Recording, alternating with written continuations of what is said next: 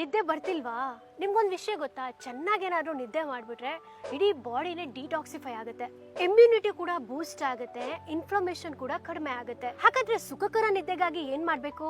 ನಮ್ಮ ಆಹಾರದಲ್ಲಿ ಎಂತದನ್ನ ಆಡ್ ಮಾಡ್ಬೇಕು ಅಂತಂದ್ರೆ ನ್ಯೂರಾನ್ ಎಲ್ಲ ರಿಲ್ಯಾಕ್ಸ್ ಆಗ್ಬಿಡ್ಬೇಕು.